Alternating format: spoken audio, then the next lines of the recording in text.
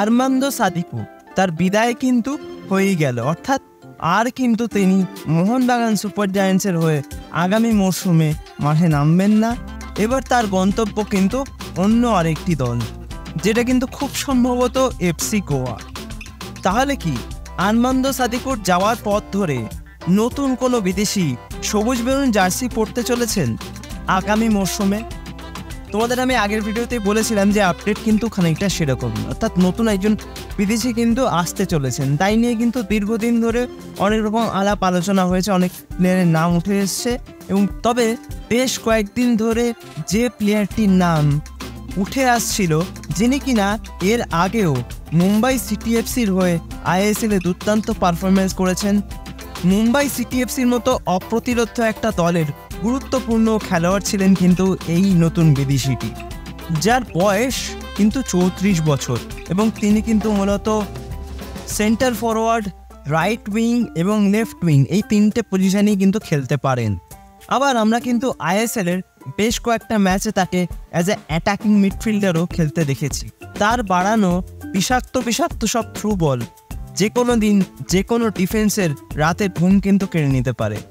আমরা যদি তার আইএসএল কেরিয়ার নিয়ে কথা বলি, তাহলে আমরা দেখব মোট 46টা ম্যাচে আইএসএলে কিন্তু তিনি অংশগ্রহণ করেছেন।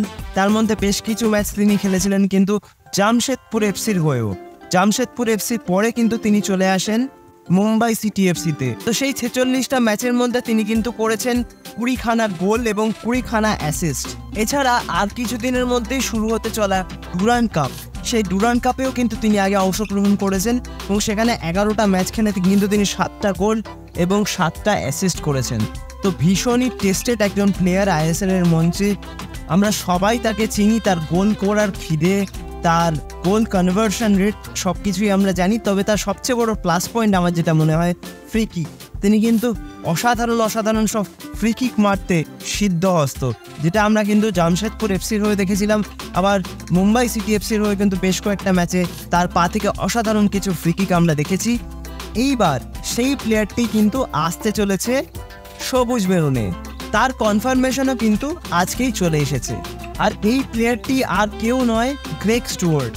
যারা আইএসএলকে রেগুলার ফলো করো বা আইএসএলের প্রত্যেকটা ম্যাচ দেখেছো, তারা নিশ্চয়ই এই গ্রেগ স্টুয়ার্টকে চিনবে। তিনি কোন লেভেলের প্লেয়ার সবাই জানো। তাছাড়া তার পুরো স্ট্যাটসটা তো আমি আলোচনা করলাম। এছাড়াও কিন্তু তিনি আইএসএল বাদে আরও অন্য ক্লাবে কিন্তু খেলেছেন, বার্মিংহাম সিটি, এছাড়া স্কটিশ প্রিমিয়ারশিপের ক্লাব রেঞ্জার্স, এছাড়া আরও এক স্কটিশ ক্লাব অ্যাবারডিনের হয়ে কিন্তু তিনি খেলেছেন।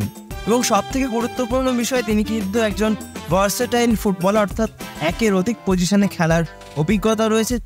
প্রয়োজন পড়লে তিনি কিন্তু অ্যাজ এ অ্যাটাকিং মিডফিল্ডারও খেলে দিতে পারবেন। তো আমার মতে খুব ভালো একটা সাইনিং। এই সাইনিংটা মোহনবাগান সুপার জায়ান্টসের জন্য। এখন দেখার গ্রেগ স্টুয়ার্টকে যেভাবে আমরা চিনি, যে খেলা আমরা তার থেকে এতদিন ধরে দেখে এসেছি, সেই খেলার প্রতিফলন আগামী মরশুমে সবুজ বেরুন জার্সি গায়ে তিনি দিতে পারেন কিনা।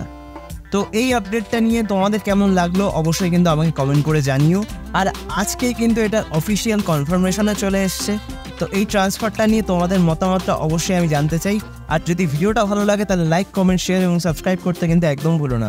সাবস্ক্রাইব করে দিয়ে পাশের বেল অপশনটা প্রেস করে অবশ্যই কিন্তু অল অপশনটা প্রেস করে রাখবে, যাতে সমস্ত রকম নতুন ভিডিও নোটিফিকেশন তোমরা সবার আগে পেয়ে যাও যখনই আমি কোনো নতুন ভিডিও পোস্ট করবো। তো আজকের কোনো ভিডিওটা তাহলে এখানেই শেষ করছি। দেখা হবে আবারও পরবর্তী ভিডিওতে, নতুন কোনো দিন, নতুন কোনো সময়। তোমরা ভালো থেকো, সুস্থ থেকো।